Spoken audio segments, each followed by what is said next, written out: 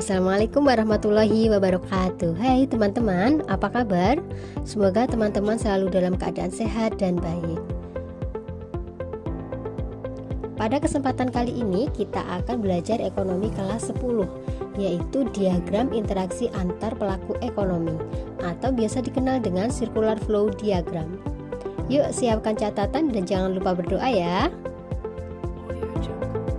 Teman-teman pasti pernah melakukan salah satu dari kegiatan ekonomi berikut ini. Yang pertama adalah membeli BBM di SPBU.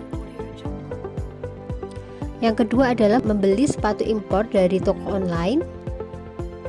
Dan yang ketiga adalah membeli makanan di kantin sekolah. Dari kegiatan ekonomi tersebut, coba pikirkan, kira-kira interaksi apa saja yang akan terjadi?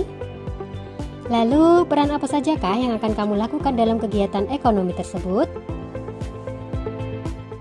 Nah, dari contoh kegiatan-kegiatan ekonomi inilah yang akan berkaitan dengan materi kita pada video kali ini.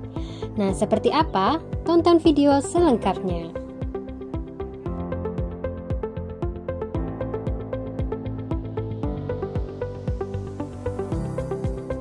Circular flow diagram merupakan sebuah diagram yang menggambarkan hubungan timbal balik atau interaksi antar pelaku ekonomi, di mana circular flow diagram ini bisa digunakan untuk memahami atau melihat proses dari suatu kegiatan ekonomi.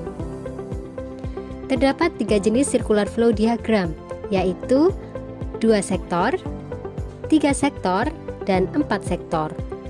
Kita awali pembahasan mulai dari perekonomian 2 sektor terlebih dahulu.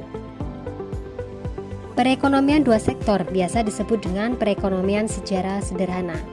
Disebut sederhana karena di dalamnya hanya ada 2 pelaku ekonomi saja, yaitu rumah tangga konsumen atau rumah tangga keluarga, contohnya adalah masyarakat, dan pelaku yang kedua adalah rumah tangga produsen atau perusahaan.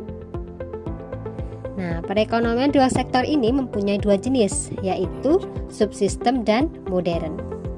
Nah, penasaran seperti apa? Yuk, coba kita lihat. Seperti yang sudah kita singgung di awal tadi, bahwa perekonomian 2 sektor itu hanya ada 2 pelaku ekonomi saja, yaitu RTK, rumah tangga konsumen, dan RTP, rumah tangga produsen. Nah, selain itu, perlu untuk diketahui bahwa di sini nanti akan ada istilah pasar input dan pasar output. Pasar input merupakan pasar yang menyediakan faktor-faktor produksi seperti tanah, tenaga kerja, modal, dan kewirausahaan, di mana faktor produksi ini disediakan oleh RTK dengan balas jasa seperti sewa, gaji, bunga, dan profit. Sedangkan untuk pasar output merupakan pasar barang dan jasa, contohnya seperti supermarket, pasar tradisional, minimarket, dan lain-lain. Sekarang kita lihat circular flow perekonomian 2 sektor subsistem. Di dalam kegiatan perekonomian 2 sektor subsistem, RTK menghabiskan semua pendapatan untuk konsumsi saja, sedangkan untuk RTP tidak melakukan investasi modal. Bisa dilihat pada aliran pertama menunjukkan adanya aliran faktor produksi dari RTK ke RTP.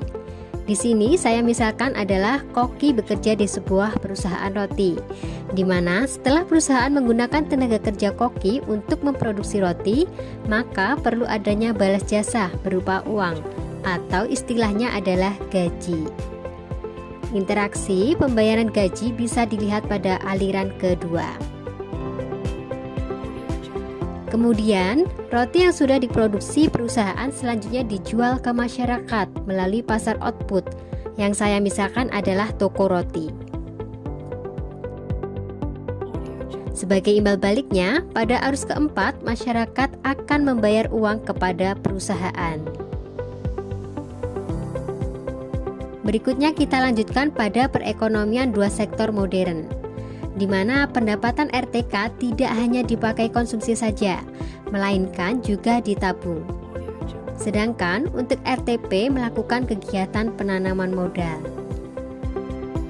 Meneruskan 2 sektor subsistem, di sini terdapat arus kelima yang menunjukkan adanya sebagian pendapatan yang ditabung ke lembaga keuangan. Untuk lembaga keuangan saya contohkan adalah bank, di mana uang yang masuk ke bank selanjutnya dipinjamkan kepada investor yang kemudian ditanamkan modal ke perusahaan. Untuk interaksi tersebut bisa dilihat pada alur ke-6 dan ke-7. Perekonomian tiga sektor atau biasa dikenal dengan perekonomian tertutup. Disebut tertutup karena kegiatan ekonomi hanya terjadi di dalam negeri, namun sudah ada campur tangan dari pemerintah. Sehingga selain dua pelaku ekonomi yaitu RTK dan RTP, maka ada satu tambahan pelaku yaitu rumah tangga negara atau pemerintah.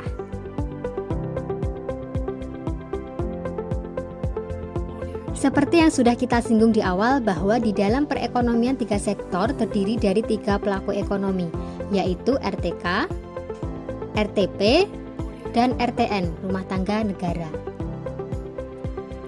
Untuk interaksi sebelumnya masih sama dengan interaksi yang terjadi di perekonomian dua sektor. Untuk melihat interaksi yang terjadi antara RTN dengan pelaku ekonomi yang lain bisa dilihat mulai dari alur ke-6, di mana alur ke-6 menunjukkan adanya penyerahan faktor produksi dari RTK kepada RTN. Contohnya adalah juru masak di Istana Negara. Sebagai imbal balik adanya penggunaan faktor produksi, maka pemerintah akan memberikan balas jasa kepada RTK. Untuk interaksi pemberian balas jasa bisa dilihat pada alur ke-7. Selanjutnya kita lihat pada alur ke-8, yaitu pembelian barang dan jasa yang dihasilkan oleh RTP. Misalnya saja ketika pemerintah sedang melakukan rapat kenegaraan, biasanya mereka akan membeli roti dari toko roti. Selain contoh dari pembelian roti, ada pun contoh lain untuk alur 8, yaitu sebagai berikut.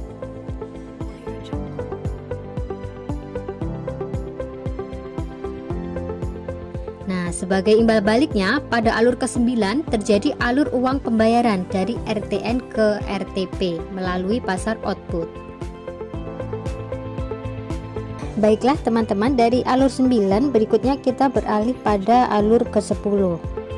Di dalam perekonomian tiga sektor, ternyata pemerintah tidak hanya berperan sebagai konsumen saja.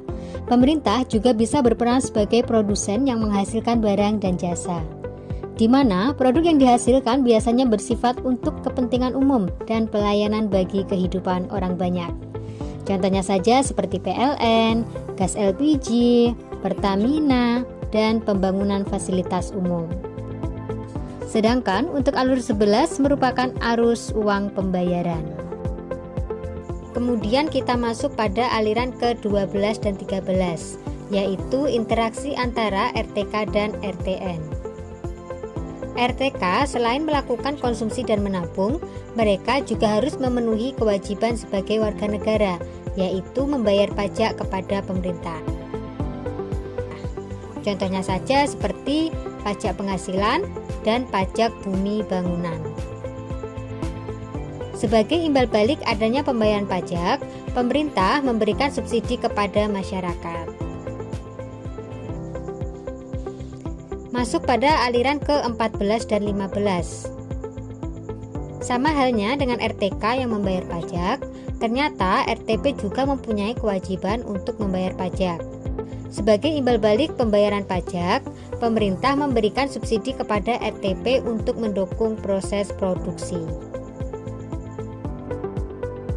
Baiklah teman-teman, kita masuk pada pembahasan yang terakhir, yaitu perekonomian 4 sektor, atau biasa dikenal dengan perekonomian terbuka. Disebut terbuka karena di dalam kegiatan perekonomian 4 sektor ini sudah melibatkan masyarakat luar negeri, artinya sudah bersifat internasional.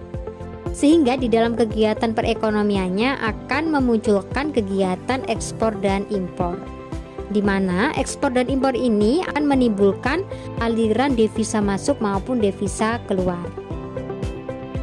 Perekonomian 4 sektor artinya ada 4 pelaku ekonomi di dalamnya. Yang pertama adalah RTK, terus ada RTP, RTN, dan yang terakhir adalah MLN, masyarakat luar negeri.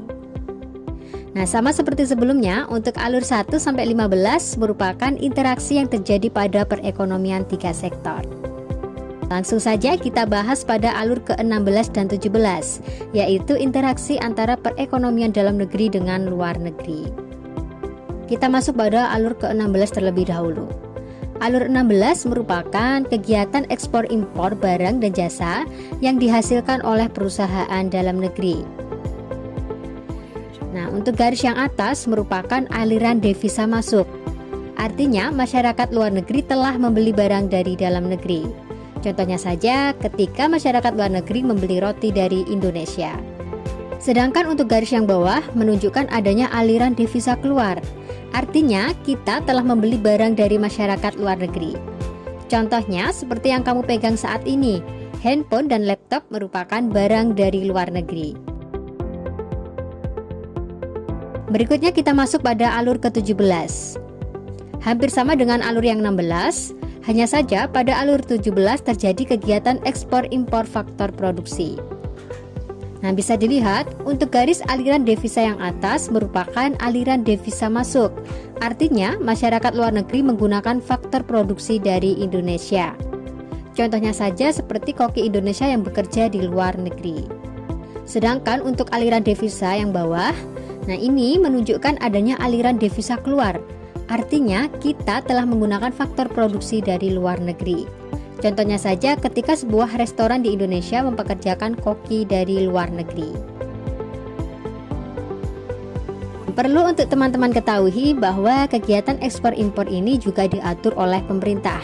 Nah, dengan begitu berarti ada satu tambahan peran pemerintah, yaitu sebagai regulator yang membuat kebijakan-kebijakan ekonomi. Contoh kebijakannya seperti pemberian subsidi ekspor, dumping, diskriminasi harga, kuota impor, dan tarif. Nah, seperti itulah interaksi yang terjadi antar pelaku ekonomi. Nah, sekarang ada kuis untuk teman-teman coba kerjakan. Nah, tadi di awal video sempat disinggung kegiatan ekonomi yang mungkin pernah kamu lakukan. Ada 3, yaitu yang pertama, membeli BBM di SPBU. Yang kedua, membeli sepatu impor dari toko online. Dan yang terakhir adalah membeli makanan di kantin sekolah. Dari ketiga kegiatan tersebut, coba buatlah circular flow diagram versi teman-teman. Baiklah teman-teman, cukup sekian pembelajaran pada video kali ini. Sampai berjumpa di video berikutnya. Terima kasih dan selamat belajar. Wassalamualaikum warahmatullahi wabarakatuh.